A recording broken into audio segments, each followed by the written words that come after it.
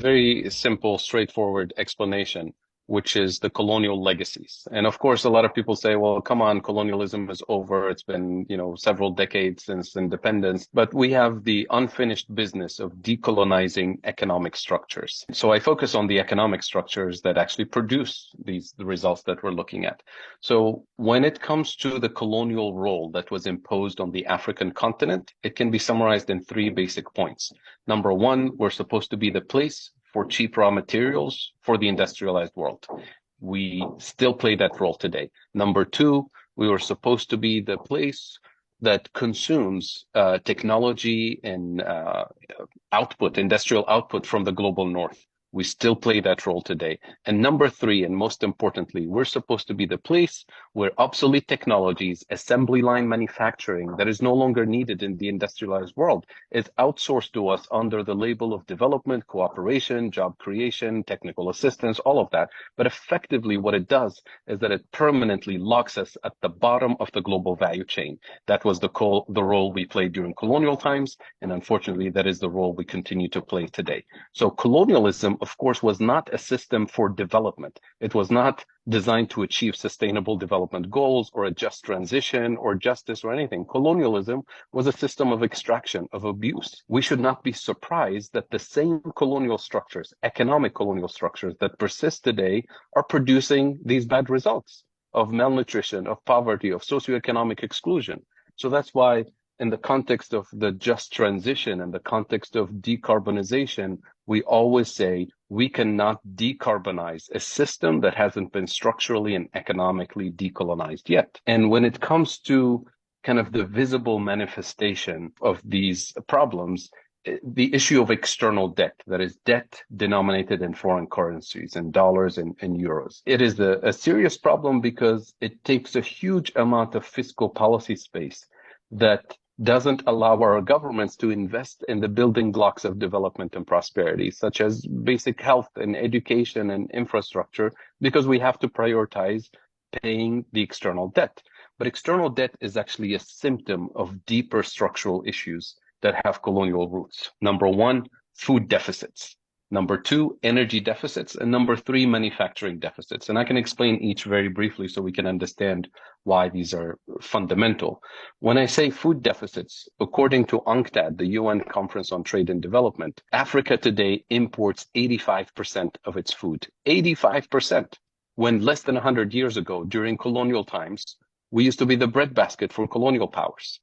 And what happened is that there's a redesign of the system as soon as we gained independence. In 1955, for example, in Europe, at the Treaty of Rome meeting, the Europeans said we have a food security problem for Europe because they were so dependent on Africa.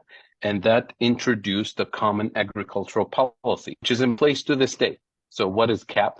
It's heavy agricultural subsidies to produce the core crops in Europe, such as corn and wheat and soybean and the core food security items. And of course, it wasn't just Europe that did that. It was the United States, Canada, Australia, the former Soviet Union, which is why Russia and Ukraine today dominate the grain industry. And what it did is that it forced African farmers out of business because they couldn't compete with the subsidized wheat and corn coming from the global north. So we had to redesign our agriculture to specialize in cash crops for exports: coffee, tea, tobacco, bananas, all the complementary items. So today we live in a world where we consume what we don't produce and we produce what we don't consume. And that's why we have real food insecurity on the African continent and the rest of the global south, obviously. So that's the food deficiency. Number two, energy deficiency. When I say energy deficits in Africa, I include our biggest oil exporter on the continent. Nigeria today imports 100% of its gasoline, not by accident, by design. Angola, our second largest oil exporter, imports 80% of its fuel from international markets. So we're constantly denied the technology processing, the technology for drilling, the technology for refining. So we export crude oil, we import refined petrochemicals. You export the cheap stuff, you import the more expensive stuff. So you're always in a deficit situation. And finally, the manufacturing deficits, the fact that the only type of manufacturing base that we were allowed to have is the kind where we have to import the machines, we have to import the fuel to power the factories, we have to import the intermediate components to be assembled with low-cost labor, and we even import the packaging. So we end up with the value-added content of what we export is low value added, what we import is high value added. So you can double, triple, quadruple your exports. You're always locked at the bottom of the value chain. And here's how it's manifested. You have these structural deficits, the most fundamental areas. As you know, no country can function without food, without fuel, without manufacturing. So we have structural trade deficits. And what structural trade deficits do is that they weaken our currencies relative to the dollar, relative to the euro. And with the weaker currency, anything I need to import the next morning, whether it's food or fuel or medicine, you import it at a higher price. So we literally import inflation in the most sensitive areas of the economy, therefore hurting the most vulnerable people in society.